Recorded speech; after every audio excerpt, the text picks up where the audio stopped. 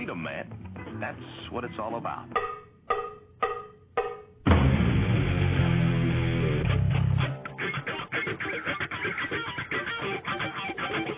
You've got to groove on freedom, like the good book says.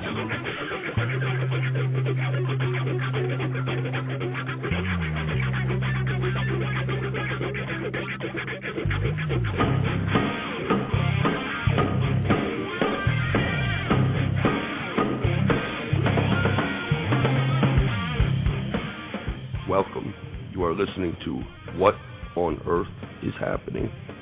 This show will discuss the topics of human consciousness, mind control, natural law, the occult, and all issues that affect the freedom of the people of Earth. What on Earth is Happening will endeavor to shine light upon the darkness of our world and to offer empowering solutions to the problems we face as humanity approaches its critical moment of choice. And now, here is your host, Mark Passio.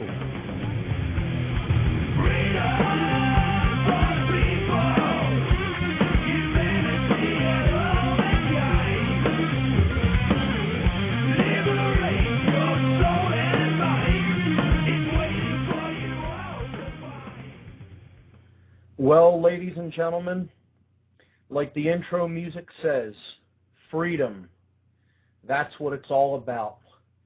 And it's about very little else. Today is Tuesday, May 11th, 2010. I'm your host, Mark Passio, and you're listening to What on Earth is Happening.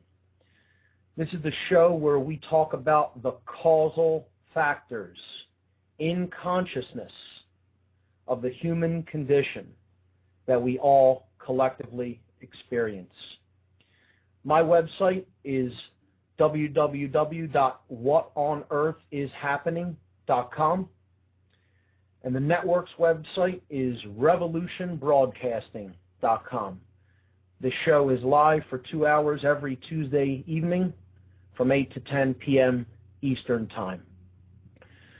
So, I have a pretty good program lined up for today. We're going to continue with the topics that we left off on last program, which was barriers to self-realization. And we'll jump into that in a few moments. But I always start off the show with an event announcements for events that are coming up in the Philadelphia area.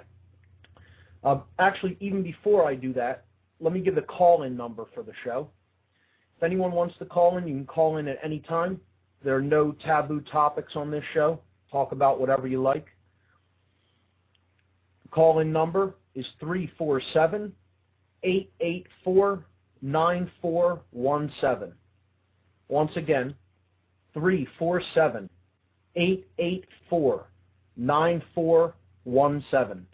Now, when you do call in, please hold on the line. I look at the switchboard here from time to time as I'm doing the show. I'm the only one here, so sometimes it may take me a little bit to see that there's a caller on the line. Usually I get to it pretty quickly, but if I don't, hold on the line and I will get to you. So the call-in number, 347-884-9417. So I'll start with an event announcement that I've read in previous weeks, and I will continue to read for the next 2 months until this event actually occurs. And I will do that because of the importance, the significance of this event and the significance of the man who inspires this event. For those of you who still may not know who Nikola Tesla was, I highly encourage everyone to research the life of this man, research how brilliant he was, research what he already has done for this world and all of the people on it, and research what his vision, his future vision for the world really was, and why it is so critical at this juncture in history to try to make that vision come alive and come true. So, this summer in Philadelphia, there's going to be an event called the Nikola Tesla Energy Independence Celebrations. It's going to be going on from Friday, July 9th through Sunday, July 11th. It's a 3-day event. And there's an area of involvement for every level of interest, from the scientist to the layman to the tourist that is just passing through Philadelphia. So I'll read the press release for this event.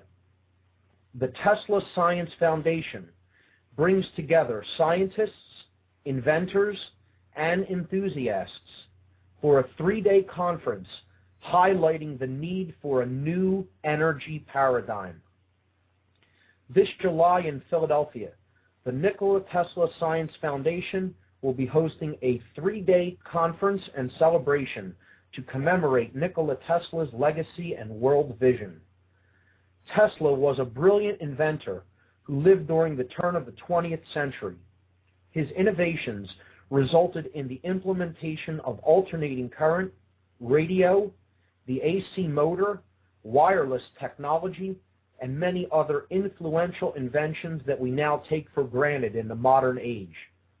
Tesla's vision to bring clean, free energy to the world through advanced wireless technologies was blocked by the financial and corporate interests of his time. Through this event, the Tesla Science Foundation will bring together like-minded scientists, inventors, and enthusiasts who share the common goal of bringing Tesla's advanced energy technologies to fruition for the betterment of humanity. And here is the event schedule.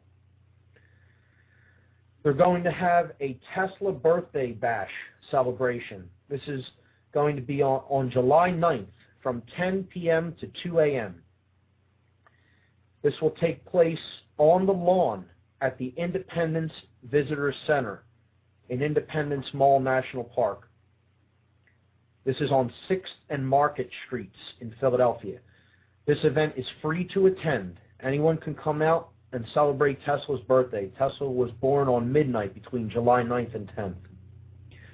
The next day, there's going to be 4 events, and 3 of them are taking place at the same time because they're for different levels of interest. So for the general person that may not know a lot about Tesla, just may want some information, may want to just be part of a good time, kind of a party atmosphere, they're holding an event called Tesla Fest. This is on July 10th, and it's an all-day thing. It's going on from 10 a.m. to 8 p.m. This is also on the lawn at Independence Visitor Center at 6th and Market Streets. This will feature exhibits, information, art, music, and it'll just be a general good time for people to learn about who Tesla was, what he tried to do, and hopefully get them interested in this great organization, the Tesla Science Foundation, and that is also free to attend. So that's an all-day event, and that's free to attend at Independence Visitor Center, July 10th, 10 a.m. to 8 p.m. On the same day, there will be presentations and lectures for the layman, for non-scientists, for just general enthusiasts who want to learn more about Tesla and his technologies and some practical applications for them in the modern world. This will be taking place on July 10th from 10 a.m. to 5 p.m. at the Free Library of Philadelphia. That's at 1901 Vine Street.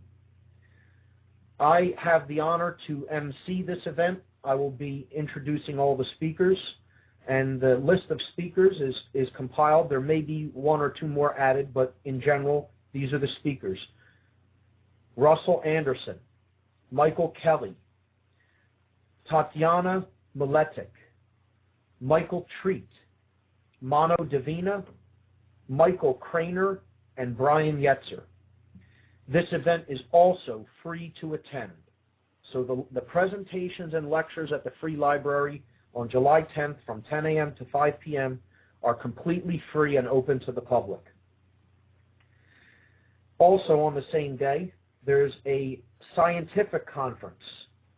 So this is actually a 2-day conference. This will be taking place July 10th and 11th. This is from 10 a.m. to 5 p.m., and this is for scientists and inventors. This will happen at 2 Liberty Place on the 32nd floor of the building. That's at 1601 Chestnut Street in Philadelphia. This event will feature 10 scientific presentations, at least 10, and registration is required for this event. You could do that at the Tesla Science Foundation's website at teslasciencefoundation.org. So that's July 10th and 11th, a 2-day scientific conference, 10 a.m. to 5 p.m. So the last part of the event is, the last part of the overall conference is the reception, dinner, and concert. This will be on July 10th from 6 p.m. to 11 p.m. at the Arch Street Meeting House. Now, I had a mistake in the event schedule for the last couple of weeks. I'm going to correct that tonight. The Arch Street Meeting House is at 320 Arch Street. I had 302 printed in previous weeks, and I read that incorrectly. It is actually at 320 Arch Street in Philadelphia. This is going to feature the Divine Hand Ensemble, a great classical music ensemble that is centered around the instrument called the theremin. The theremin, if you've never heard of it, look it up. It's spelled T-H-E-R-E-M-I-N, theremin. And it's an incredible instrument. It has to be heard to really be appreciated.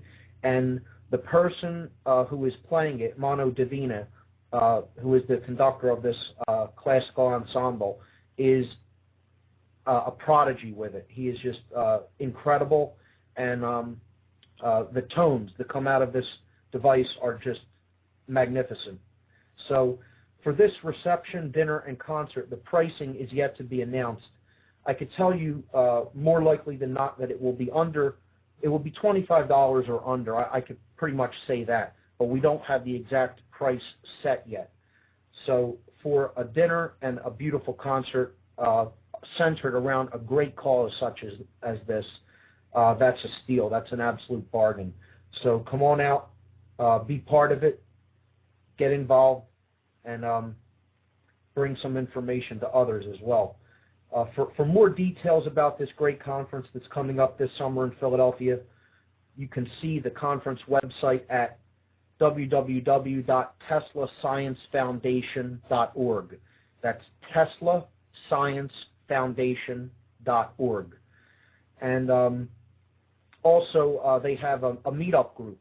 And if you're interested in taking part in the activities that happen here locally in Philadelphia, you could join their meetup group at NTesla. That's NTESLA.meetup.com/38. The number 38. So I'll read that again. The meetup group, you could join the Tesla Club meetup group at ntesla.meetup.com/38. So that's all the event announcements that I have for today. Actually, I have one other event announcement for the Philadelphia area. I'm gonna get that right now. Okay, here we go. This is another free documentary showing. Okay, another free documentary showing. This event is hosted by the great group Truth, Freedom, Prosperity. This will be Monday, May 17th.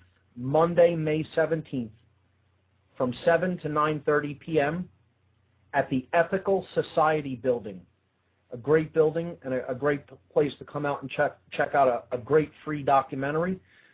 This is going. The Ethical Society building is at 1906 South Rittenhouse Square in Philadelphia. 1906 South Rittenhouse Square, and they're going to be showing Alex Jones's documentary Fall of the Republic. Very well done piece, and it should be very educational for everyone that comes out. Fall of the Republic. So I'll read the description. On the heels of Fedstock, your friendly neighborhood Truth, Freedom, Prosperity organizers decided to reach out and ask the group members which film they would like to see this month. You voted and the results are in. We decided to introduce this month's film, Fall of the Republic. Since we only have the room until 9:30, we've decided to start at 7 p.m. sharp. So try to arrive a little bit early. You can arrive 15 minutes early. Alex Jones has outdone himself in this film. We promise it will be worth you and your guests' time, provided that you come with an open mind.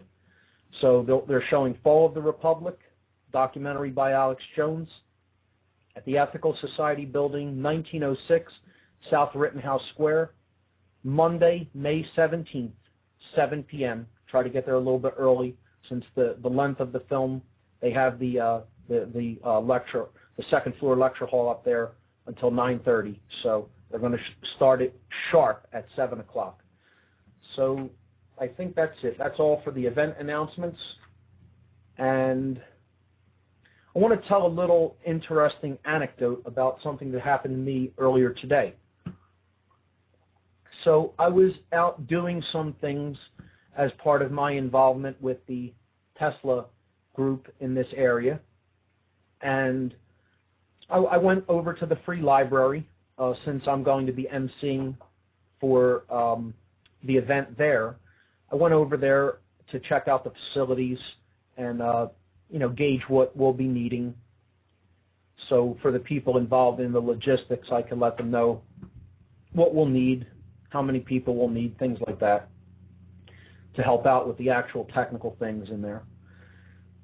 And as I was coming out of there, I walked back home from there, and I was walking on Arch Street in Philadelphia toward Reading Terminal Market, if anyone is familiar with that area. And people were out there from an environmental organization. I'm not even quite sure. I believe it may have been Greenpeace or another similar environmental organization. And they were stopping people on the street, handing out literature, giving people information. And as I was coming, one of the gentlemen involved with the group pointed over to me and he said, "Sir, do you have a moment for the environment?" And I said, "Sure. Do you?" And he said, "What do you mean?" And I happened to be carrying some information about Nikola Tesla with me because I was on my way to another a business that may be a potential sponsor for the event. Not confirmed, but I was bringing them some information, and hopefully that will pan out and they will decide to sponsor it. I don't know yet, but I was bringing them some information, and so I had some info in my hands. And I said, a lot of the green movement and the people who are trying to organize different projects, they have good intentions. They understand there's problems with the environment, but a lot of their solutions don't really go far enough. They don't really take into account what really is possible from a technological standpoint. And this is largely because people who have a vested interest in keeping the energy paradigm the way that it is, they want the environmental movement to act as a controlled oppositional paradigm, not a true solution for the energy shortages or woes or however you want to word it, because free energy is never mentioned by them.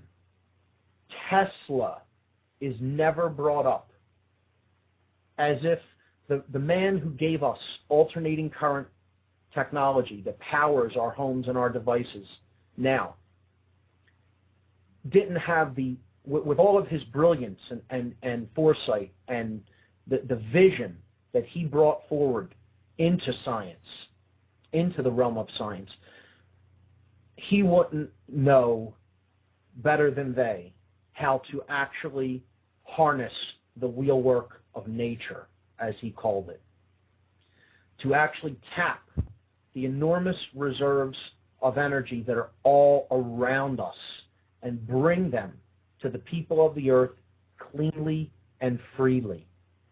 This is possible. This is doable. It isn't some pipe dream.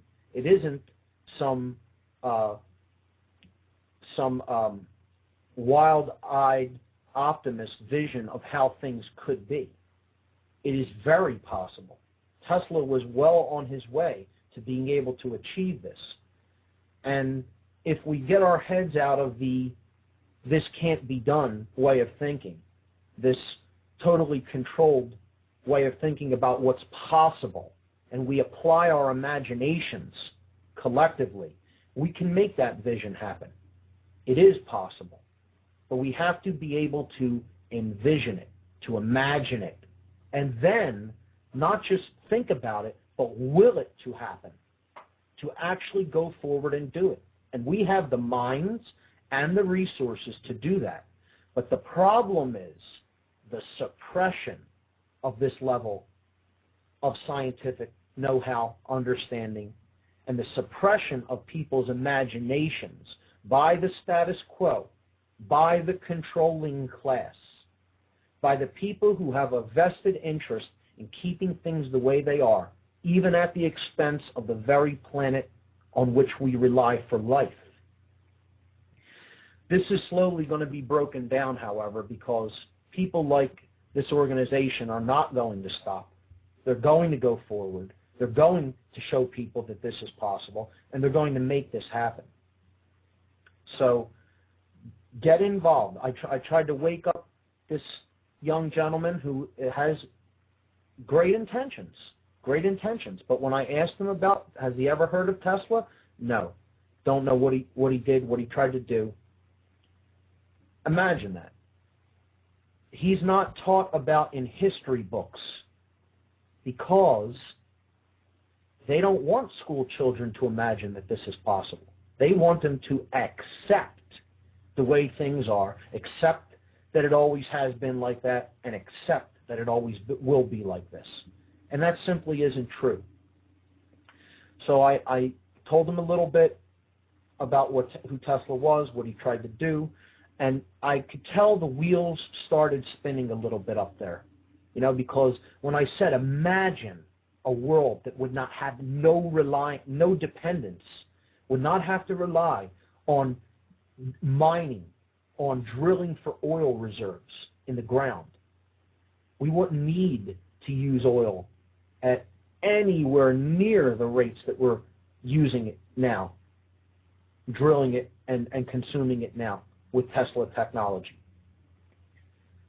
You would power your homes with free wireless electricity, power your cars the same way. You wouldn't need internal combustion engines and all the parts that go along with it. And this is possible. But will we will it to happen? Do we have the internal will and the spirit of discovery to combine science with the imaginative and creative capacity that a being like Tesla had and displayed in his lifetime?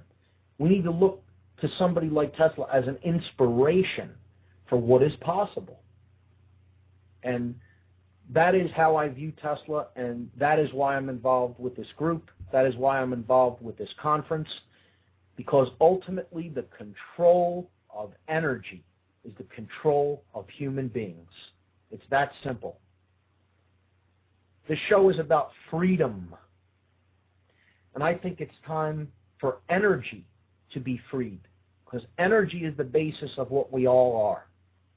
And if it stays in a controlled paradigm, we will stay in a controlled paradigm. It's critical to the understanding of the big picture, how energy is controlled and how the controllers use it to control us. It's all about manufactured lack. It's all about keeping people dependent.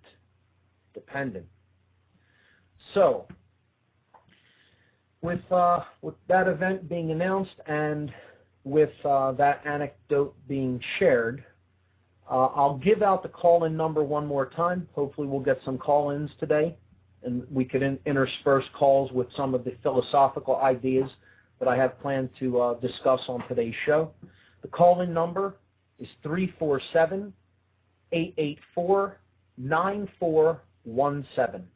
347-884-9417. Today's topic is going to be a continuation of where we left off last week when we were talking about what prevents people from understanding who they really are. What I call the realization of the true self.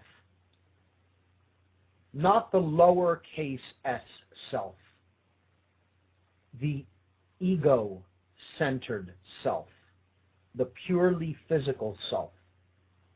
What some researchers like David Icke, for example, have called the body computer, the five-sense physical world self, lowercase s. What prevents us from understanding our higher self? The self with a capital S.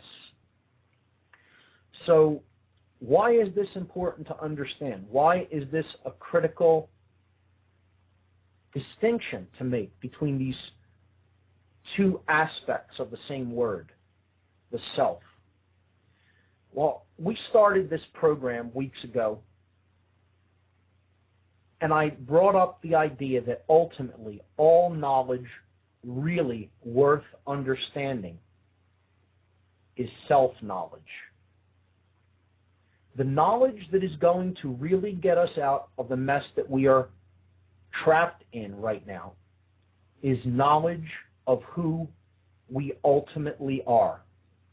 Self-knowledge.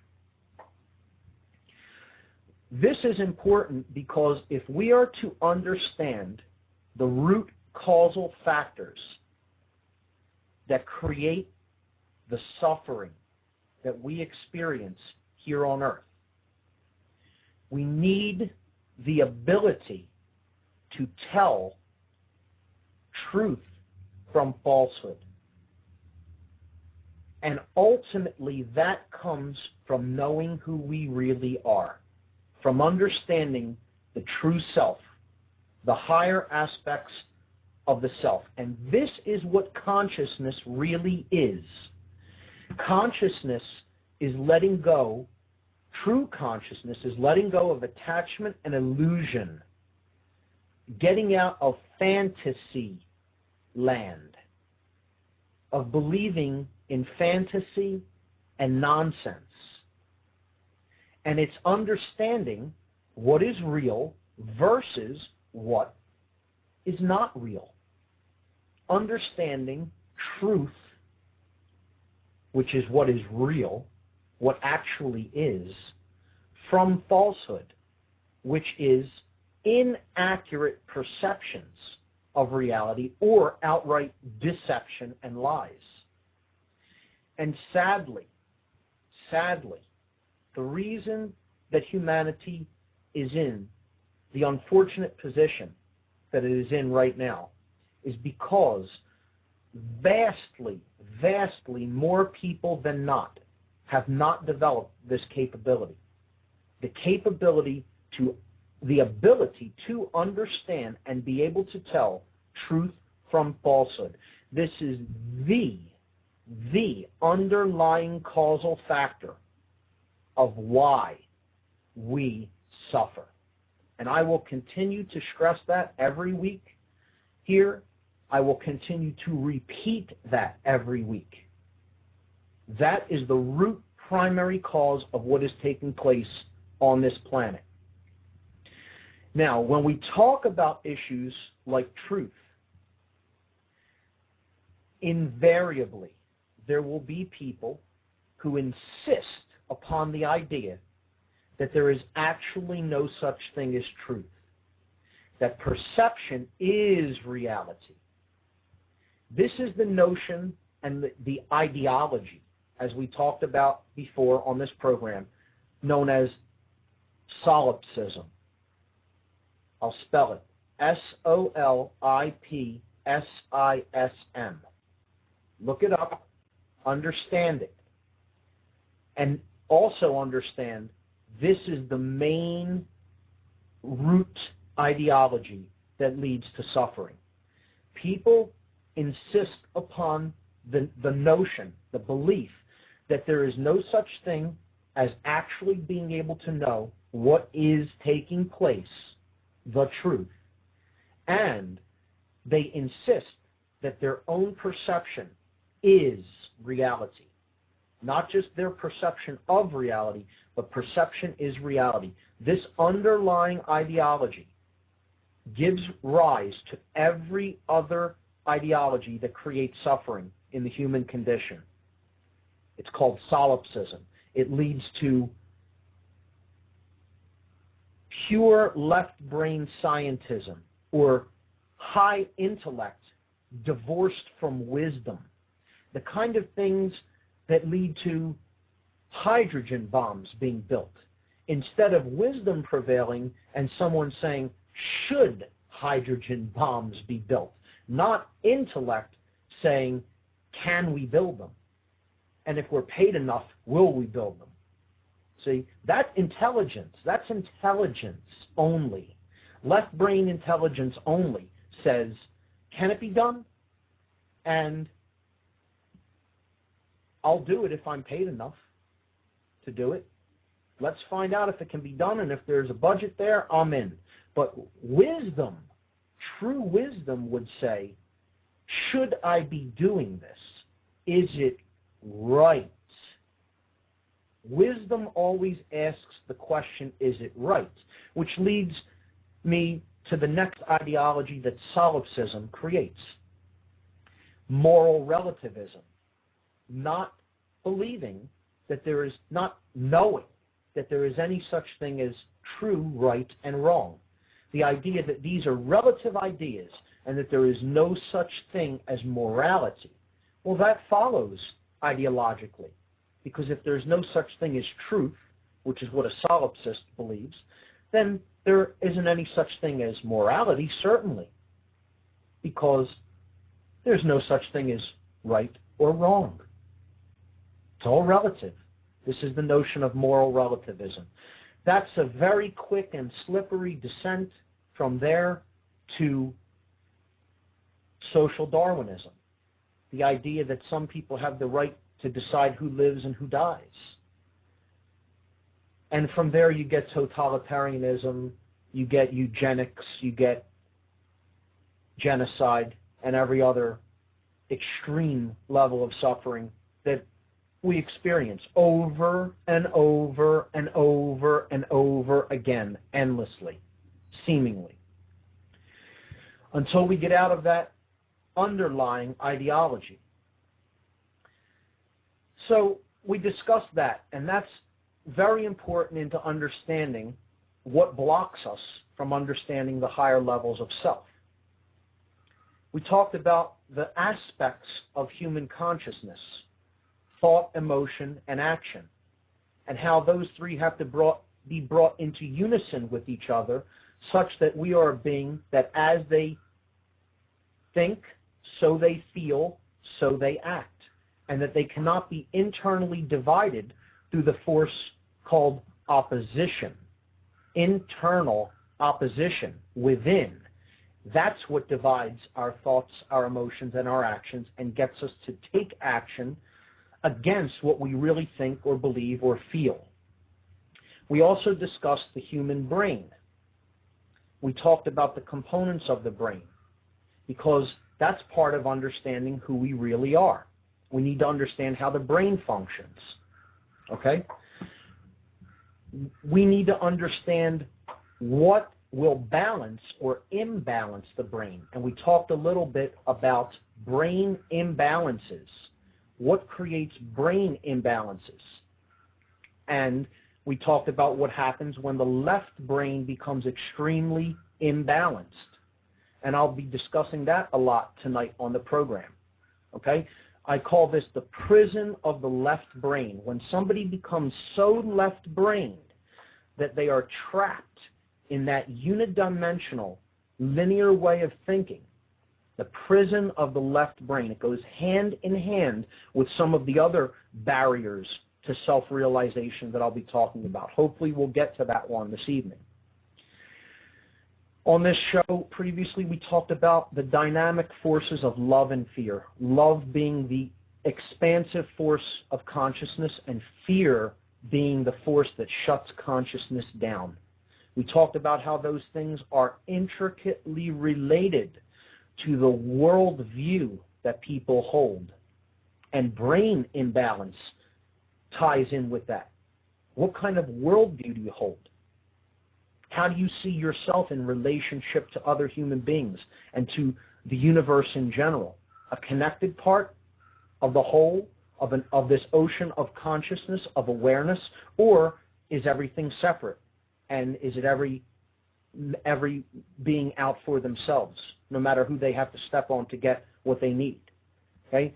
Worldview. We talked about the schism of the worldview.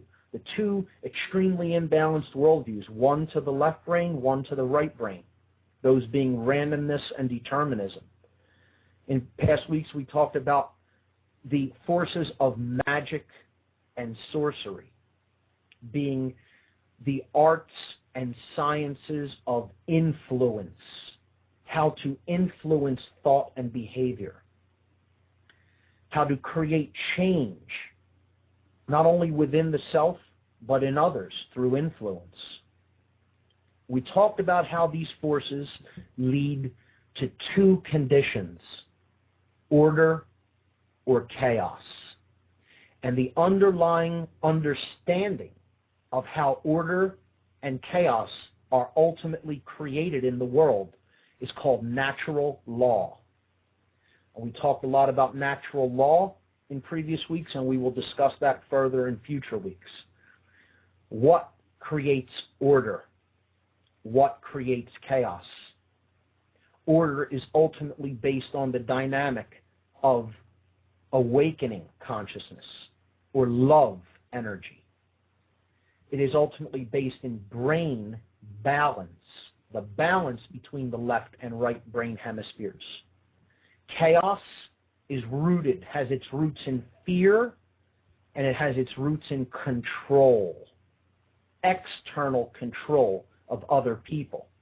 And that is an outgrowth of fear, or the force that shuts consciousness down, such that we do not understand who we really are, and we remain in a state of internal confusion and external opposition. And that's how chaos is created. So, upon discussing all of these dynamics, which you can go back and listen to on previous podcasts, all the podcasts are right up on my site at whatonearthishappening.com. I redesigned the podcast page. You can listen embedded right in the page, or you can choose to download the MP3 and put it on a mobile audio device. And now there are pictures up there that are associated with each particular podcast. So some of the topics that are discussed, there are associated images.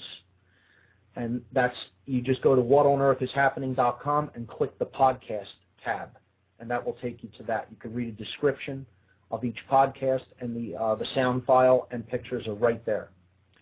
So, last week we began the discussion of the barriers to self-realization. And I'm going to continue with that now by relisting them, and then we'll take them one at a time, and I'll continue to expand upon them each individually. There are 4 main barriers that block us. These are walls that are already erected from the time we come into the world, and that we continue to strengthen. We continue to erect these for others that come after us, to perpetuate the same condition. And that is ultimately the lack of understanding of who and what we really are. These 4 main barriers to awakening, to the realization of the true self, are as follows. The 5-sense illusion, that's number 1. This is identification with matter, with the material realm. Identification and continual focus upon only the physical level of being. Now, the physical level of being is important, but being so attached to it that you really pay no attention to the mental or spiritual levels of being will get you in the mess that we've gotten ourselves into. So that's the first barrier to really waking up. The identification with the world of matter. Not understanding it as a construct for experience, but actually believing that's who we are. Number 2, the second barrier to the realization of the true self, the higher self, is ego identification. So this is a second form of identifying oneself with something that one is not, or in other words, with illusion. It's identifying oneself with a role that one plays and believing that the role is who one is. This would be the equivalent of an actor starting to believe that they are the character they play. Okay? So this is called ego identification. And we'll look at deeper aspects of what this is, and we'll look at specifically what the ego itself is in the way that I am using it here. That's the second barrier to self-realization. The third barrier is the prison of the left brain. This is a very popular methodology employed by sorcerers. People who want to control other people and not have them fully be aware or see how they are being controlled. And I assure you, I guarantee you, that the vast, vast majority of the people in the particularly in the Western Hemisphere, and particularly in what we call Western civilization, are firmly trapped in this prison, firmly trapped in the prison of the left brain. This is the inability to think in a non-analytical, non-linear, intuitive way. What traps people here largely is the indoctrination, the planned indoctrination and very methodical indoctrination that they are put through in the modern so-called educational system that we have in Western civilization. Now, that is not to say that people in the East, in Eastern culture, in the Eastern Hemisphere don't have the same problem, because many of them do as well. It's even more prevalent in the Western Hemisphere, but it is a favored methodology of mind control. Let's get down to brass tacks and call this barrier to self-realization what it really is. It is one of the methodologies of mind control. And if you still don't think mind control is what's really ultimately behind all of this, you haven't really learned a thing. This is what is really driving the devastation of human freedom and human sovereignty on this planet. This is what's really creating all of the conditions that we don't like and don't want on this planet, that we call bad or negative or evil. Okay? The prison of the left brain, the third barrier to the realization of the true self, is a critical one, because so many people are trapped in that modality of consciousness.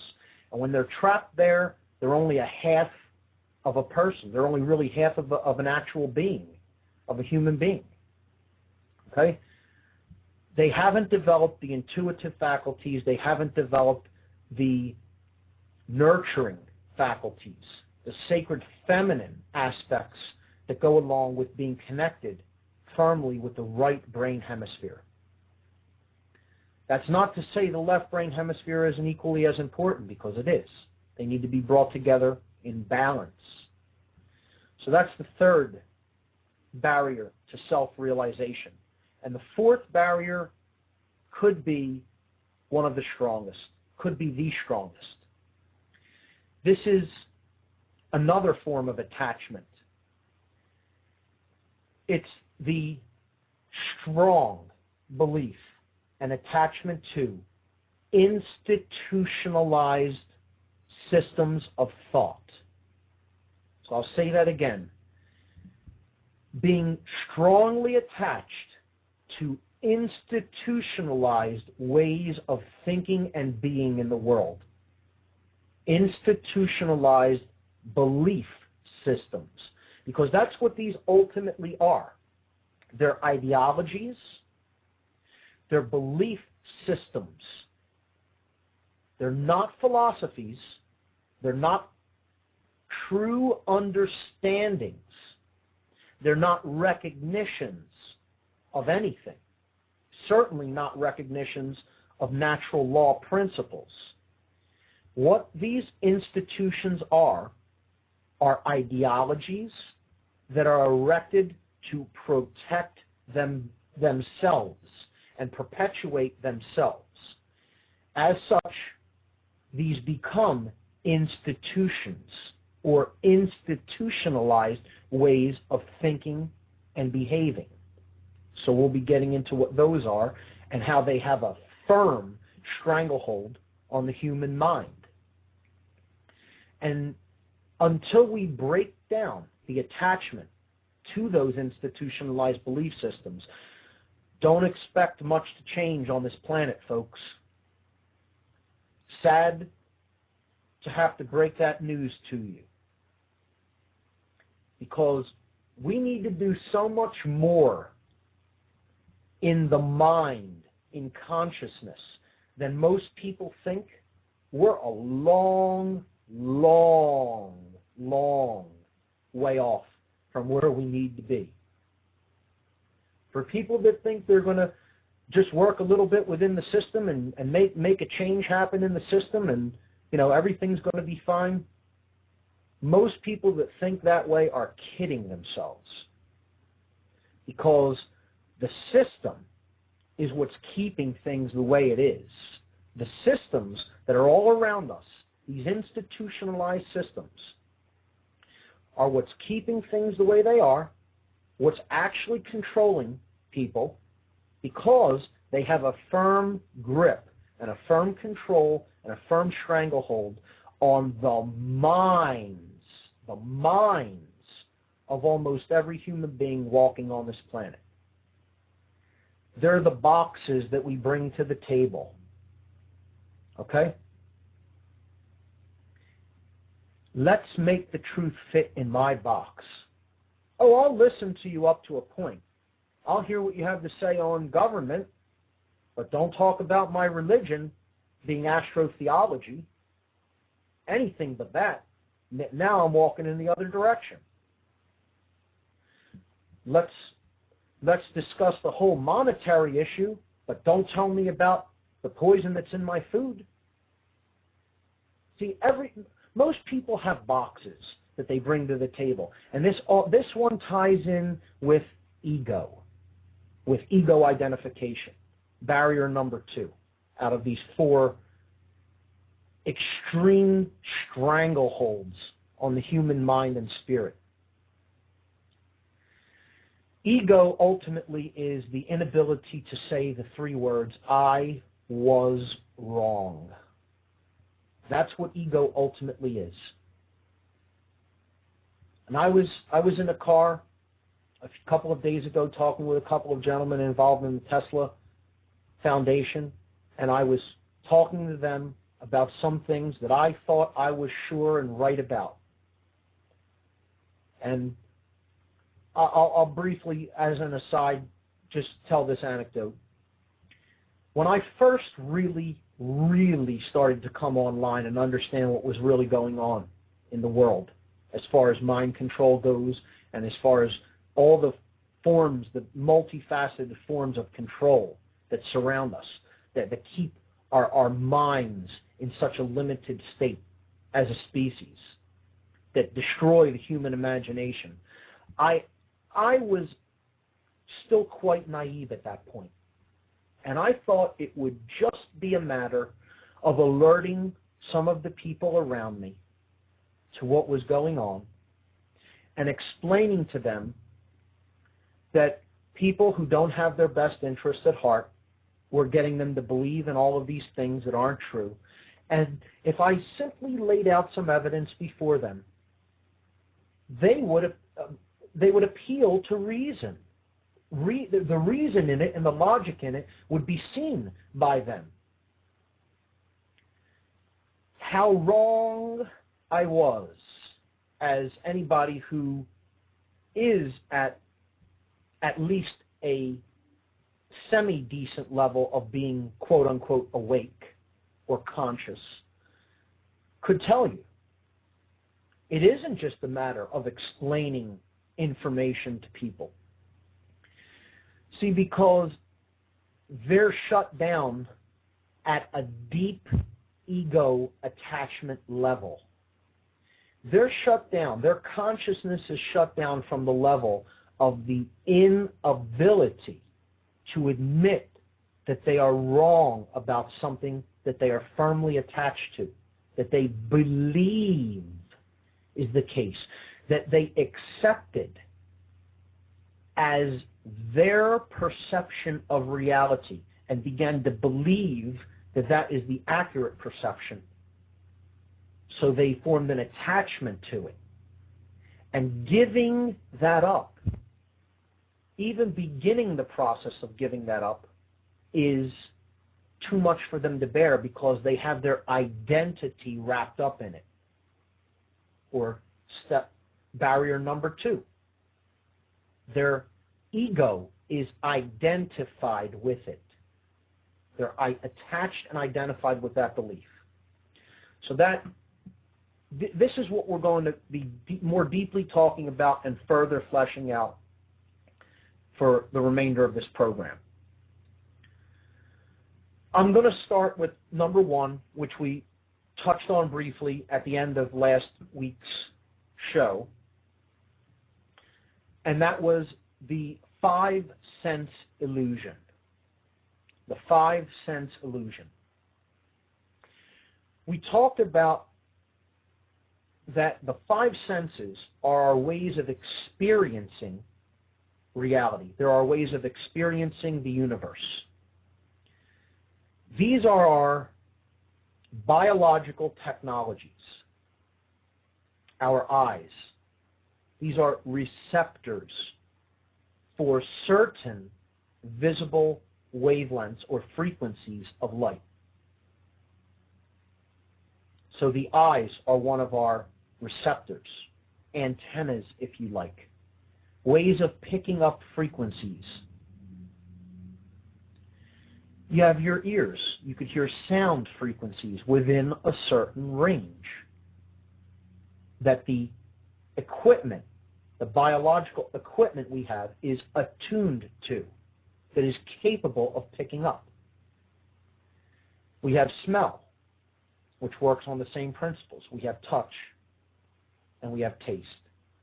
The five senses. Now, why do I call it the five-sense illusion? Well, this is because what we get wrapped up in is identifying with the frequencies, the wavelengths that we can pick up with these sense perception organs. We get wrapped up in the notion, in the belief, in the idea that this is all that exists. Hand in hand with that notion that only those minuscule frequencies in the totality of the frequency ranges that do exist, that we can pick up, are the only ones that exist. Okay? Hand in hand with that flawed perception or way of seeing what we can perceive goes the notion that matter is purely solid and that it is a solid physical thing. Now, that is an abstract notion, is an abstract thought. And most people have a difficult time with that one. The people that have a difficult time with that one usually are the very left brain imbalanced or left brain prison people. Okay? They have a problem with that one because their five sensory perception is telling them, wow, matter is solid. I can't put my hand through that piece of wood or that piece of metal or that brick. Okay? It's solid.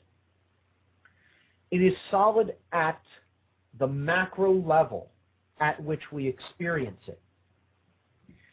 So what I want to start to talk about today, and I'm going to spend a decent amount of time on this, because in my presentation, when I give it live, I don't really get a long time to flesh out this idea, and I think it's critical for us to understand how this really works.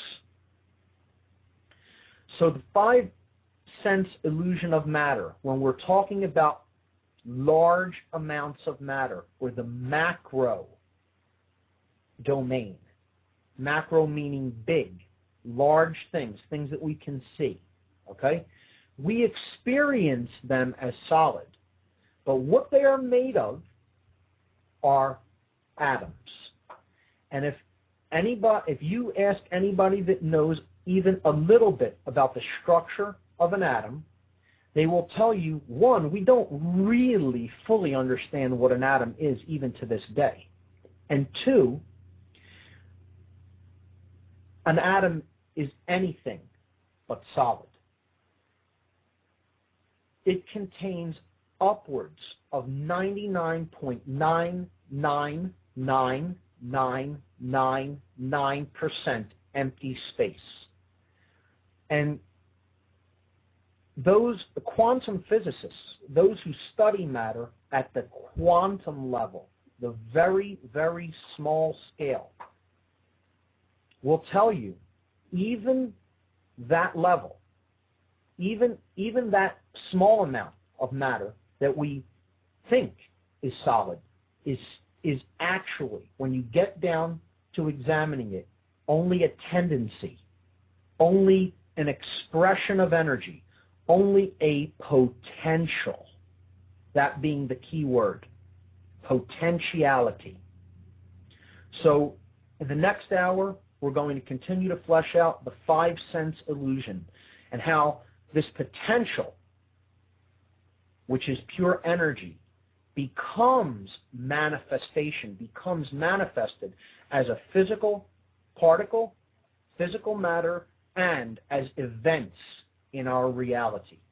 Okay? I'll flesh that out in the next hour. You're listening to What on Earth is Happening. I'm your host, Mark Passio. Thanks for listening for this hour. Be back shortly. Freedom, man. That's what it's all about.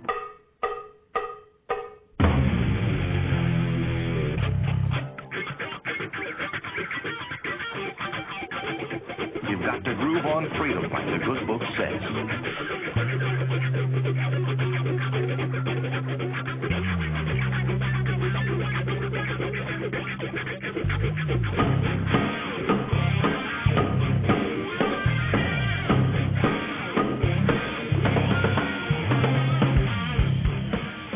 Welcome. You are listening to What on Earth is Happening. This show will discuss the topics of human consciousness, mind control, natural law, the occult, and all issues that affect the freedom of the people of Earth. What on Earth is Happening will endeavor to shine light upon the darkness of our world and to offer empowering solutions to the problems we face as humanity approaches its critical moment of choice. And now, here is your host, Mark Passio.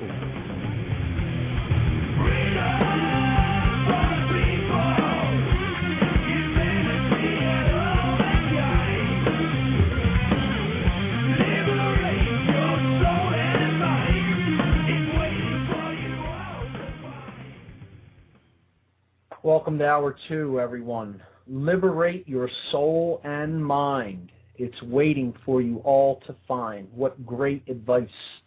For those of you who might be interested, the intro music that I play on this show is by the band Cathedral. They're one of my favorite bands out there. Great guy, Lee Dorian, heads up that band. They're from the United Kingdom.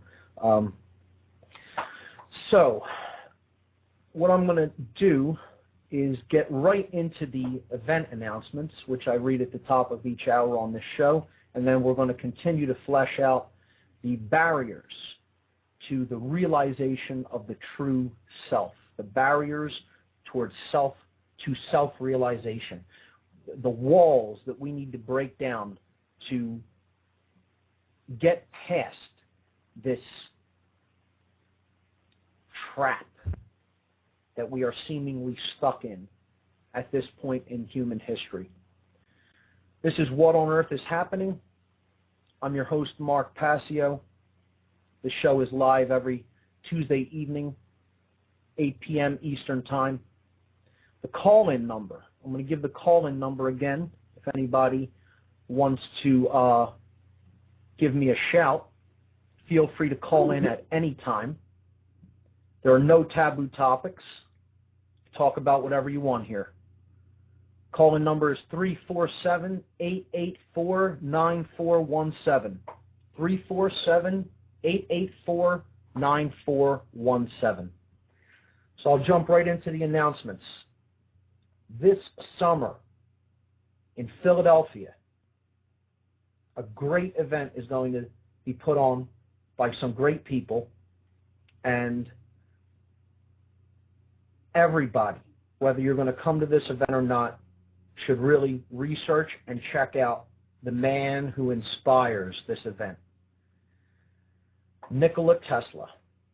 The Nikola Tesla Energy Independence Celebrations 2010. July 9th, 10th, and 11th in Philadelphia, PA. The Tesla Science Foundation brings together scientists, inventors, and enthusiasts for a 3-day conference highlighting the need for a new energy paradigm. This July in Philadelphia, the Tesla Science Foundation will be hosting a 3-day conference and celebration to commemorate Nikola Tesla's legacy and world vision. Tesla was a brilliant inventor who lived during the turn of the 20th century. His innovations resulted in the implementation of alternating current, radio, the AC motor, wireless technology, and many other influential inventions that we now take for granted in the modern age.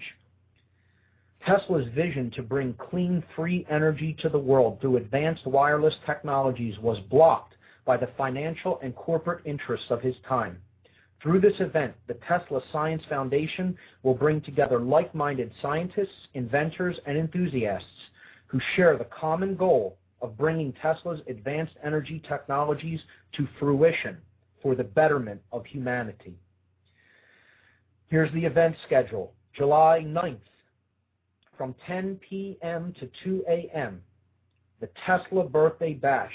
Tesla was born at midnight between July 9th and 10th. This is going to be on the lawn at the Independence Visitor Center at 6th and Market Streets in Philadelphia. It's free to attend, and there'll be some Tesla coils. They're going to set off Tesla works, as they're calling it. Tesla-inspired fireworks. They're going to fire off some Tesla coils at midnight at the hour of Tesla's birth. That's the Tesla Birthday Bash, July 9th, 10 p.m. to 2 a.m., Independence Visitor Center, 6th and Market, free to attend. Next event is the Tesla Fest. This is an all-day festival outside at the Independence Visitor Center. There'll be music there. There'll be some art there. There will be exhibitions, some inventors with their inventions, general information. This is also free to attend. This will be happening all day on July 10th at 6th and Market Street, Independence Visitor Center, from 10 a.m. to 8 p.m. That'll be going on. They're calling that Tesla Fest. Now, a couple of the more serious aspects of the events. There will be presentations and lectures about Tesla, his life, his technologies, some practical applications for his technologies in the modern world. This will be Saturday, July 10th, 10 a.m. to 5 p.m. at the Free Library of Philadelphia, 1901 Vine Street, in the main lecture hall. So I will be emceeing that event myself. I work with the Tesla Science Foundation. I'm honored to be an active member of that organization, and they asked me to MC the event at the Free Library. There's going to be some great speakers there, including Russell Anderson. Russell will be speaking about anti-gravity. This is a guy people really need to check out, and electrogravitic propulsion technologies. He has a anti-gravity flyer based on some of the technology of not only Nikola Tesla but also T. Townsend Brown. So he is one of the speakers. Michael Kelly is another speaker. Tatiana Militek, Michael Treat, Mano Davina, Michael Craner, and Brian Yetzer. Confirmed speakers for the presentations and lectures at the Free Library of Philadelphia. This is also free to attend. All of these great speakers, presentations, information on Tesla and related technologies, July 10th, 10 a.m. to 5 p.m. at the Free Library of Philadelphia, 1901 Vine Street, totally free to attend. There'll be a reception, dinner, and concert on the evening of July 10th, 6 p.m. to 11 p.m. at the Arch Street Meeting House. That's at 320 Arch Street. This will feature the classical ensemble known as the Divine Hand Ensemble. Check out their website, www.divinehand.net. You will be absolutely amazed at the music that this group puts out, how beautiful it is, and it is centered around the electronic instrument known as the theremin. Pricing for the dinner and concert is still to be announced. However, I'm fairly confident that I could tell you that it will be $25 or under, which is an absolute bargain for a great evening out, and it's going to a great cause, because the control of energy is the control of people, and that needs to come to an end, and we do need a new energy paradigm if we're really going to be free. The last part of this conference is the scientific conference itself. This is will be very much geared toward scientists and inventors. They want to explore these theories and technologies. This will be July 10th and 11th. This will be really the bulk of the conference, and what it's really for is to support scientists and inventors who are forward-thinking and understand why we need the application of Nikola Tesla's technologies, his more advanced technologies now more than ever, and not just to develop them, but to develop them in the service of humanity and human potential. And that is what Tesla really did have envisioned for the world until his funding was suddenly cut by people with other interests in mind. So this scientific portion will be July 10th and 11th from 10 a.m. to 5 p.m. on both days at 2 Liberty Place on the 32nd floor. This is at 1601 Chestnut Street. It will feature at least 10 scientific presentations, and registration is required for this event. I don't personally right now know the exact pricing, but you can register for the scientific portion of the conference at the foundation's website, teslasciencefoundation.org. And that's the website you want to go to for any emerging details and for any other information. teslasciencefoundation.org.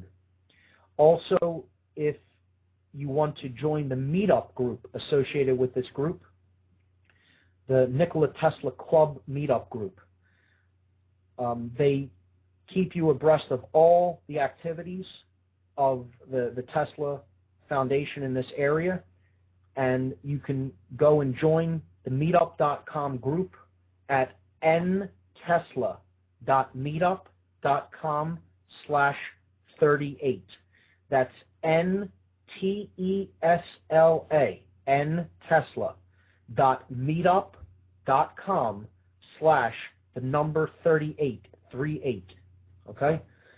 So that's the first announcement. The second one that I have for everyone is a free documentary showing of Fall of the Republic will be shown at the Ethical Society Building in Philadelphia, 906 South Rittenhouse Square, Monday, May 17th from 7 p.m. to 9:30 p.m. Be there sharp at 7:30 because it's a long film. It's a great documentary. Come with an open mind and be on time or early because the film is going to be started at 7 o'clock sharp. Fall of the Republic, free documentary showing. Invite your friends, invite your family members. It's a very well done and very well put together documentary about what is going on right now in the United States. And this is at the Ethical Society Building, a great venue, a great place to see a free documentary. Monday, May 17th, 7 o'clock p.m. sharp. Get there a little bit early. So that's the event announcements I have for the second hour of this show. And I'm going to jump right back in to the philosophical ideas that we were, and in many ways, scientific ideas that we were discussing on the first hour. We were talking about the barriers to the realization of the true self, the barriers to self-realization. Now, right in the word realization, there is a clue to what it is. You are using your real vision because you are using your real eyes. This is not accidental. This is not coincidence. This is something that, as you start to understand more and more about what is really going on, and as you open your consciousness more and more, and you open your mind up to possibilities and to imagination and to higher level understanding than pure intellect, than left brain understanding. When you open your mind to wisdom, to the wisdom that is contained and is nature, is natural law principles, is the divine ordering intelligence that is inherent in creation, you start to understand that the truth is embedded in the language that we speak. Words can tell us so much about deeper meaning, deeper purpose, and to help us to gain an accurate perception of reality regarding what's taking place within us and in the realm in which we exist, the so-called external world. So right in the word realization is real eyes, phonetically.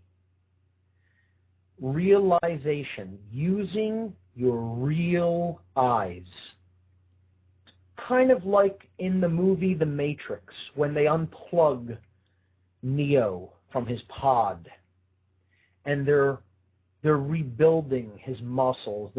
They're helping him to be able to function in the real world again, because he was trapped in the land of illusion. He was trapped in fantasy world in the Matrix.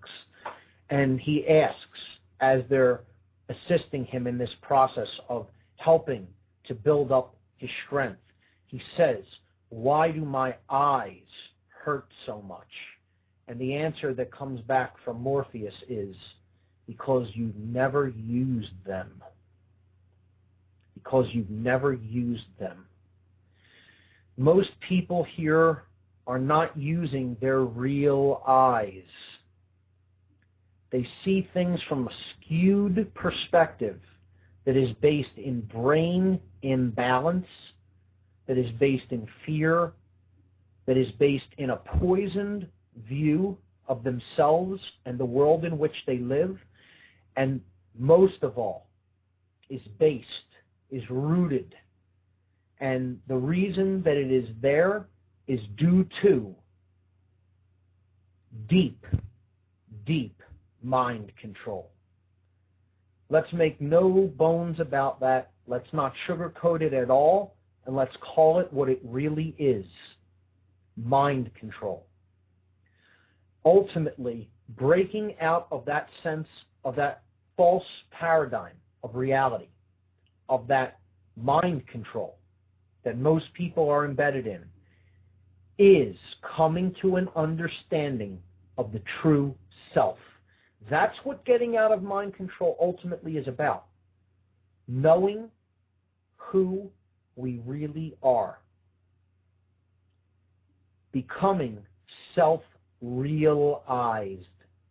Seeing with the real eyes, which equates to being able to see the truth as it is, being able to see the world around us as it is, not skewed by how we wish to see it. That is ultimately what self-realization is about. The ability to tell truth from falsehood. So, we were talking about the five-sense illusion, that we have sense perception organs that are attuned to be able to pick up certain frequencies of reality, but not all frequencies.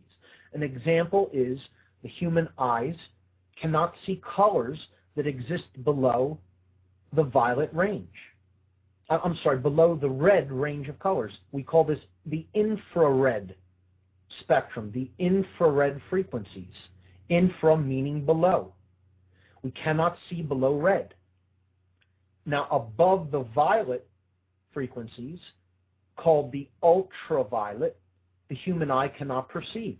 Does that mean there are no frequencies that exist at either of those levels, below the red or above the violet colors of the spectrum, of the visible spectrum? No. Of course there are frequencies there. There's an infinity of frequencies there. The eye is not attuned to perceive them, and therefore we can't see them. It doesn't mean they're not there. A dog whistle is another great example. The human ear is attenuated, is attuned to being able to receive and pick up and process and decode certain frequencies of sound. Does that mean other frequencies of sound do not exist, that other beings with different sense perception organs or biological technologies would not be able to perceive. Of course, would be able to perceive. Of course, it doesn't mean that they're not there. Okay? A dog can hear sound frequencies that a human ear cannot perceive. Well, to a very left brain or a very five-sense trapped individual, when someone blows a dog whistle, they would say there's nothing there. That doesn't exist. There's no sound there. No sound is being generated. Well, sound waves are leaving that dog whistle, and they are striking your eardrum. Your eardrum does not have the capacity, the ability to pick up that frequency. Doesn't matter whether you want to or not, whether you believe that sound exists or not. It is there. And you will understand that it is there. Just blow one around a dog. Okay? They can perceive it. We cannot. Perception is not reality. When people are locked up in the notion that only that which they can perceive with the five senses is that which is actually taking place around them, they're fooling themselves. They're entering the land of illusion. They're entering deep ego, which is not the barrier number 2, ego identification, and it fits hand in hand with the five-sense illusion. We were talking at the bottom of the last hour about how people not only think of reality as only that which can be perceived with the five senses, but as matter, as being completely solid and physically solid and real from a perspective of this is actually what exists and this is all that is, that matter is the only thing that is important. This ties in with the notions that physical survival is all that is important, that only physical well-being is all that is important, no matter how much the mind may degenerate or the spirit may degenerate. And this is a very, very deep and difficult trap to be stuck in, and it's difficult to get out of. Because once we're attached to these notions that the things we can perceive are all that exists and that matter is completely solid, we get into the state of having a severely limited idea of what is actually possible, because we have a severely limited idea of what reality contains. So we're cutting ourselves off from different choice points, you could look at it as. We're cutting ourselves off ultimately from imaginative potentials. And that was what I left the last hour off on, was that matter ultimately is actually not solid, but is a potential energy. It has a potential to exist. If we look at the quantum level of matter, we will see that all matter really is energy that is vibrating at a certain frequency. That's all it is. It is not actually solid mass as we think of solidity. Now, all matter is made of the same basic substance. Vibratory energy. This is the basis of physical reality. And all reality, all matter shares the same properties. It's what we are made of. It's what the stars and galaxies are made of. Okay? So from the very, very, very, very small to the very, very, very, very large. From the micro domain to the macro domain. Essentially, matter is vibratory energy. That's the key thing to keep in mind. It ultimately does not actually have solidity as we are used to thinking of solidity. If you are able to perceive it at the quantum scale, which is the very, very infinitesimally small scale, you would see that matter is simply vibrating energy with ultimately no mass. Think of it like a guitar string that is plucked, and when you see it move, you can think of it that, oh, that string is in all of those places at once. Okay? Think of it like, what if you were to spin around a jump rope so fast that it looked like a ball to the visual field? Okay, like a fan, right? A fan blade is not in all of the space that it spins in. The blades are only in half to 2/3 of the space that the full fan actually spins in. Now, does that mean that you won't perceive that fan as something that's solid if you put your finger in it? Sure you will. But it doesn't mean that the entire plane on which the fan is spinning in is the solid part of the fan. It's the same thing with matter and energy.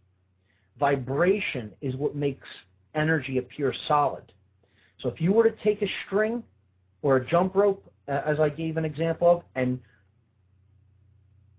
twirl it extremely, extremely, extremely fast, you could almost make that appear like a solid ball of matter, because no one's hand would be able to be put through it. It would strike the hand, and depending on how fast it was going, it would actually feel like something that is solid if you could not actually get any other piece of solid matter through it, if you follow the visual example I'm trying to construct. We have to understand that is ultimately what all matter is. Why is this important to understand? Okay. To illustrate why matter as potential is important to understand, I'm going to go into an explanation of an experiment in quantum mechanics that really blew a lot of scientists' minds when this was first done in laboratories, and has deep, profound implications for understanding how our thoughts and actions create the reality that we experience through taking the total potentials that are available to us. Some would call this the imagination. Some would call this the unified field. Some would call this the realm of pure potentiality. It has been given many different names. Okay, the imaginal realm, the realm of pure potentiality, the unified field of existence. That is where all potentials are derived from and grow out of. To understand that better, we need to understand how matter works at the very, very, very small scale. Once we have a firm understanding of how matter works at the quantum scale, I know it will get into a little bit scientific, a little bit technical, but if we understand this at a deep level, if we really, really get what is being said here, we will understand how we create our reality at a macro level, at the larger level, through our decisions. And what our decisions are doing are collapsing paths of potential. They are collapsing possibilities,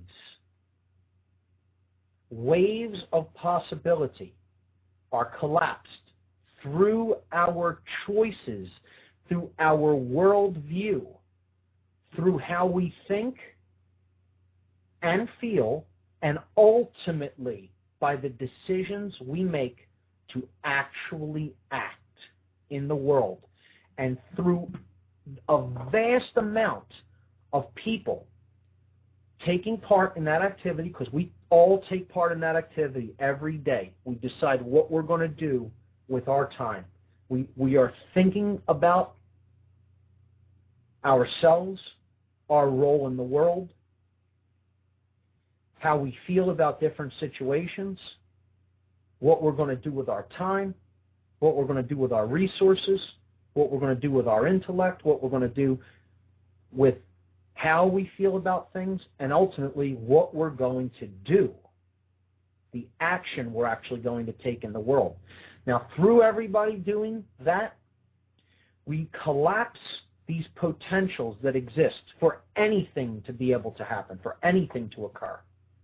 Potentiality. And we collapse them into the creation of what we are actually experiencing in the world. Now, we will understand that a little bit more clearly when we look at how matter behaves at a very, very, very fundamental level, the quantum level, the very small level.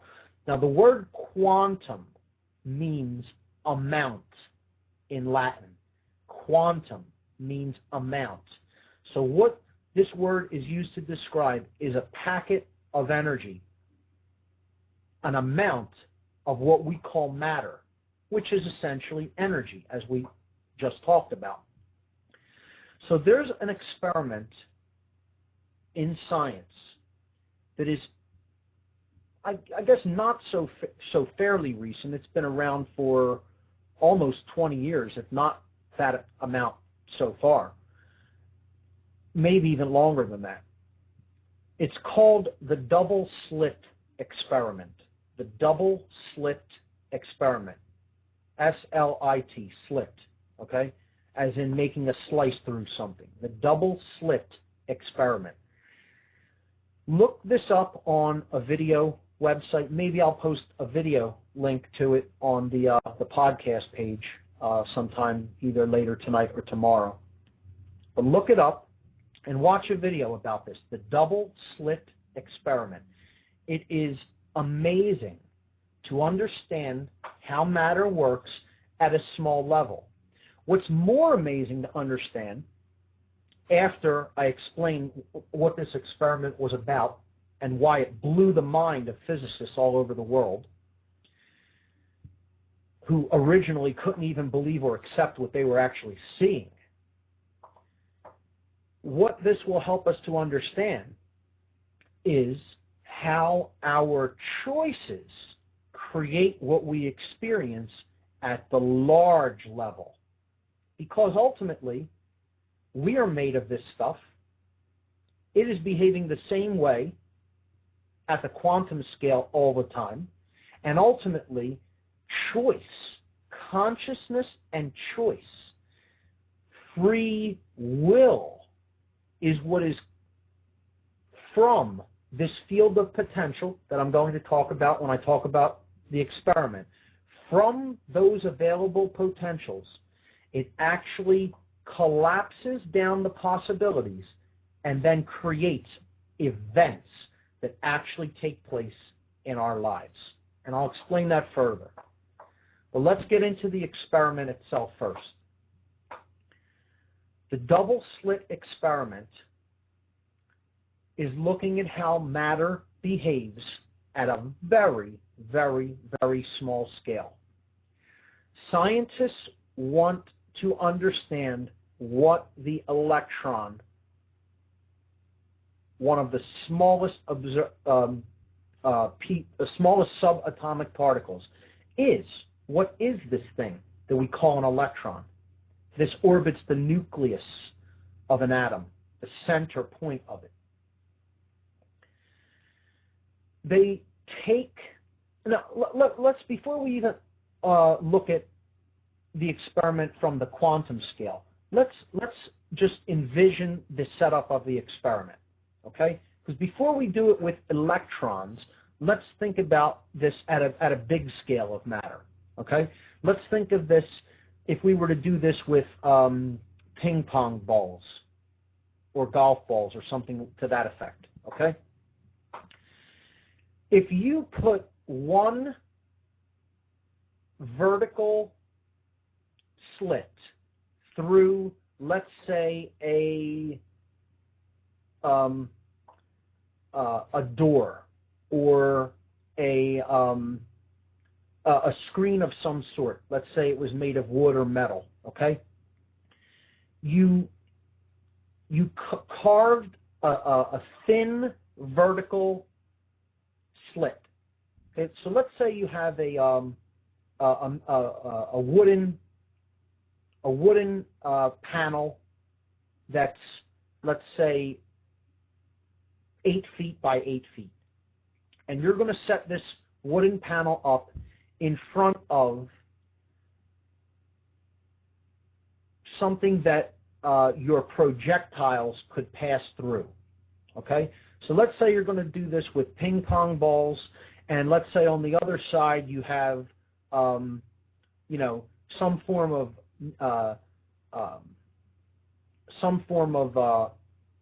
a soft material that the ping pong balls could get actually embedded in. Okay, you're going to fire them really fast with a ping pong ball shooting gun. Okay, for visual effect, try to envision this. Okay, so I have a gun that shoots ping pong balls, or you can even look at it as paintballs. Let's use that because that's even easier to visualize. So you have paintballs, right? And you got a paintball machine gun. Okay, now you're setting up a screen, a wooden barrier between a far wall that you're going to shoot these paintballs toward, right? And you're carving one slit in this wooden barrier between the far wall and the gun. So envision that, right?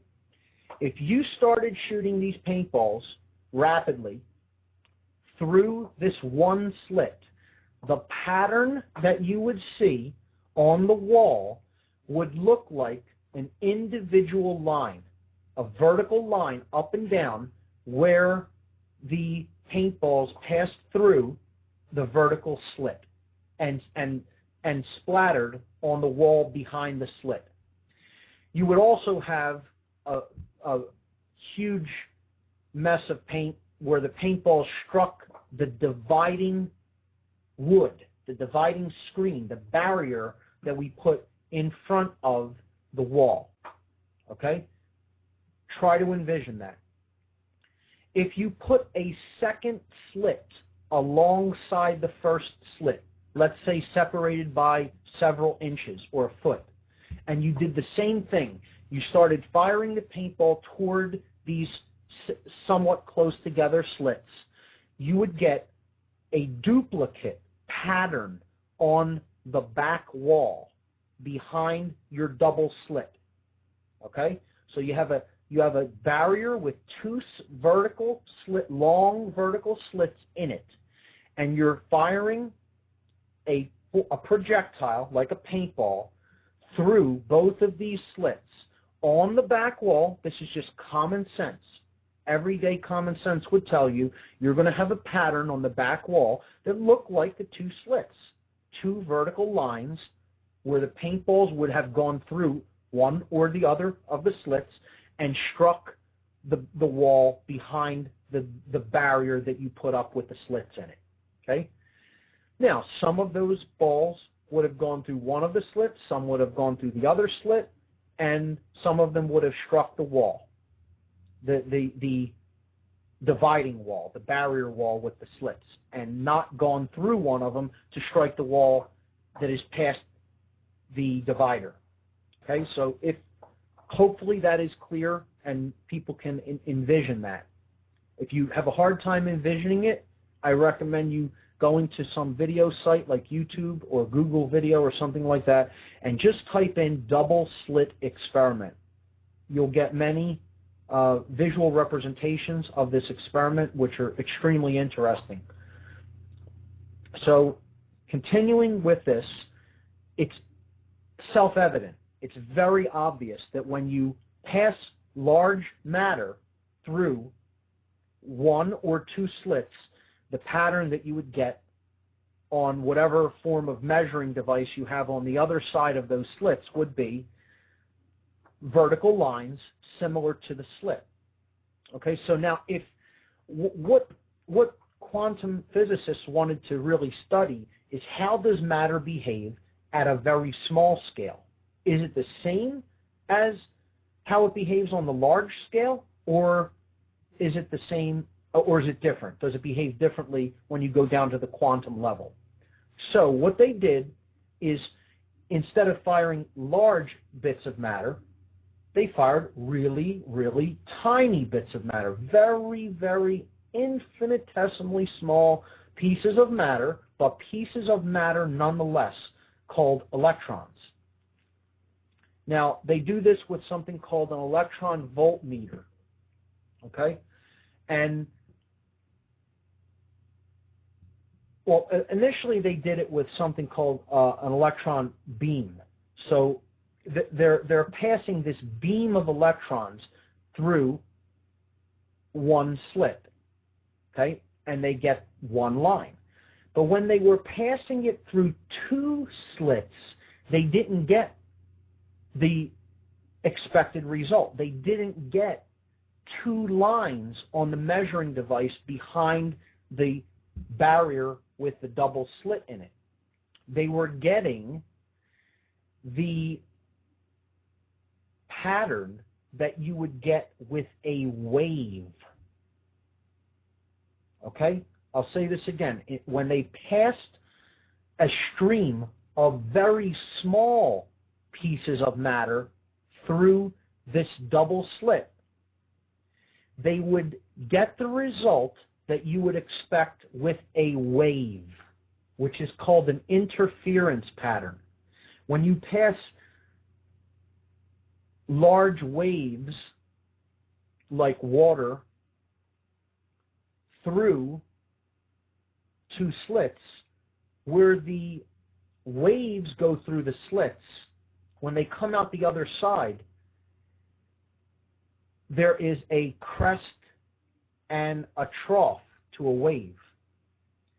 Where the crests meet, you have more energy. If a crest and a trough meet, you get a cancellation in energy. So you would see nothing in certain places, and in other places you would see a measurement of the energy with which the wave were striking the measuring device. This is known as an interference pattern. And you can see this when light passes through something that will block it. On the other side, you'll get something called an interference pattern. If you pass light through something that is translucent, you will get this pattern in the shadow on whatever the light is reflecting onto. So they did this with a stream of small, tiny, tiny, tiny bits of matter called electrons. Passed it through two slits, they get an interference pattern that you would expect with a wave instead of with matter. So what they did is they said, we want to confirm this result because we don't understand it. We're sending tiny bits of matter through two slits, and with larger matter, we get two lines. But with small matter, we get an interference pattern. How could that be? Well, they thought maybe the electrons are bouncing off of each other and creating that pattern as they go through the two slits. So what they said is let's prevent that possibility. Let's take one electron at a time and send it toward this screen with these two slits carved into it and see what kind of a pattern we get on the other side, on the measuring medium, on the other side of this barrier with these two slits in it. So they take an electron voltmeter, which is capable of firing one electron at a time, and after hours of sending one electron at a time through this barrier with these two slits in it, an interference pattern emerges on the far measuring device behind the barrier. So think about this. This would be the equivalent of firing one paintball at a time through these two slits, and on the other side, you don't get two lines. You would get a pattern that resembles a wave form, like water or like light. It's impossible for the wave pattern, the interference pattern, to have been created by any of these individual electrons striking other ones and so bouncing randomly and creating that effect, because they eliminated that possibility by sending only one electron at a time through the slits. Now, think about it. You would think that's absolutely impossible. How could they send one small bit of matter through these two slits and it not form two vertical lines, just like the large matter did? Well, that's because at the quantum level, matter is not solid. Neither is it really at the macro level, but it becomes seemingly so due to a specific quality, which is what the scientists began to understand when they introduced the act of observation. This is why this experiment ultimately became known as the observer effect. The observer effect. Okay? What they did is they placed a measuring device at one of the slits. And you only would need to do this at one of them. Not even at both, but at one of the slits. You could do it at both, but one is sufficient.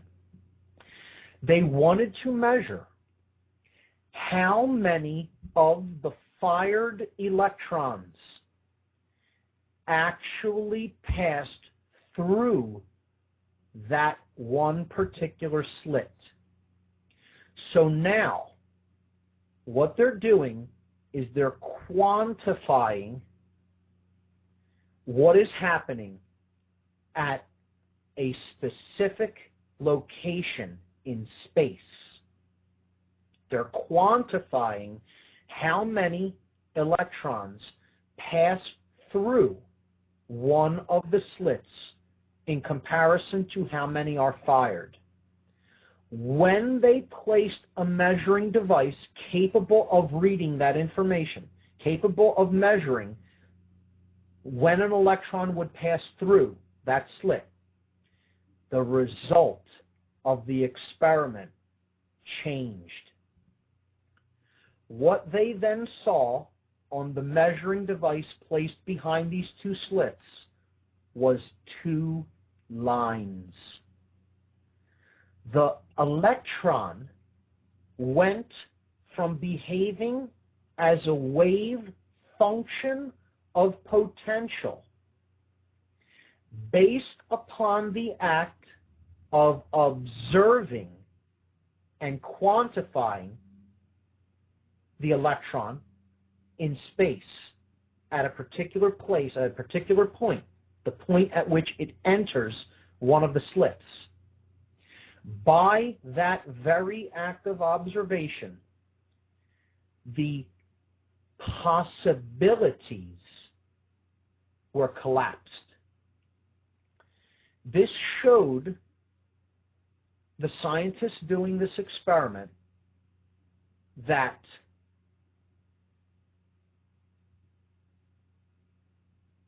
the electron is not an actual piece of solid matter. it is only a wave function of potential to exist and actually become a particle. Now, I'll say that again. What this ultimately showed, the scientists doing the experiment, is that since the electron, when fired one at a time, was behaving like a wave, but when you took away the possibility for it to exist as a wave function, you collapsed. And you did that through how you observed the experiment. By placing an observer at one of the slits and actually counting how many electrons went through one of the slits or the other, you collapsed the pure potentiality of the energy that electron is. And that act, the act of observing it in that way, created the actual piece of matter. The electron itself was not an actual piece of matter until you set up the experiment in such a form, in such a way, that you could observe it as a piece of matter. When you remove the electronic measuring device from the slits, and it goes back to not knowing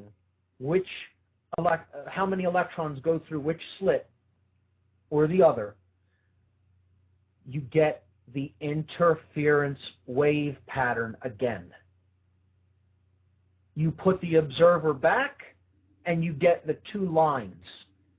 The electron only becomes the piece of matter at the point where it is observed as such, where it is expected to behave as such. Why is this? First of all, this is utterly astounding, and scientists had a really hard time accepting this fact, that matter is a wave potential of potential energy, and only when consciousness is introduced into the equation do you actually get any solidity. Do you actually create a point particle or an event?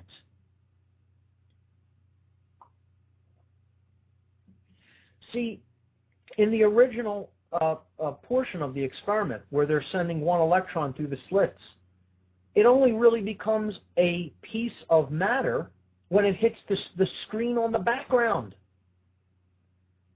And it shows an interference pattern because up to that point, it was a wave function of pure potential. Now, to get a little bit more technical and maybe over some people's heads, this is known as superposition. In reality, all the possibilities that electron could have made, it did make. It hit the screen and bounced back. It went through the left slit, it went through the right slit,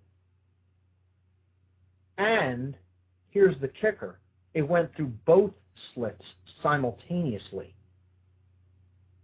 all at the same time. Every possibility that it could have done, it did, when it was a wave. That is the only way you could get an interference pattern. What the electron interfered with was itself after it passed the screen as a wave of potential. What does this mean in consciousness? This means that until we observe things differently and think about our role in the cosmos differently, we are not going to be working with the availability of potential that we really have, and we are going to be collapsing that function, that wave form of potential, into something that we do not really want to experience unless we observe things differently and that we think about them pretty much drastically differently than most of us have been thinking about them. So this is the quantum double-slit experiment. And what it ultimately explains is how matter behaves at the quantum level and how that is governed through our own observations and actually what we expect to see. We continue along the same way of thinking, we will continue to get the same results. When we change the way we are thinking, we will get different results. Consciousness and the act of observing, of being the observer, is what ultimately creates the reality that we experience. And this is not some New Age perspective. This is confirmed through scientific observation, and it is actually how things work at a macro scale. And what collapses all the field of potential and possibilities that we can experience is our choices. Free will decisions to take action. It's how we actually collapse all of the potentials that we can pull from, the field of potential, the unified field where all potentials exist. We then collapse them into events through our choices. And that's how we get what we experience. That is where I'm going to wrap up the 5 sense illusion. If you really deeply understand that experiment, if your mind isn't blown by that experiment, you didn't understand it. Okay? I'll say that again. If your mind is not really blown by that, you'll know you really understand what was explained there. If your mind is completely blown and you can't believe it at first, because that's what happened with the scientists. Okay? I strongly suggest checking out the video of the double slit experiment. And again, perhaps I'll post a link to one in the podcast section. But I'm going to leave the 5 sense illusion at that. Next week, we will continue to cover the barriers to the realization of the true self, and we'll get into ego identification, the prison of the left brain, and institutionalized belief systems. I'm going to wrap up the show a couple minutes early this week, and I will see you here next week at 8 p.m. Eastern Time. You've been listening to What on Earth is Happening. I'm your host, Mark Passio. My website is whatonearthishappening.com, and the network site is revolutionbroadcasting.com. Good night, everybody. See you next Tuesday night.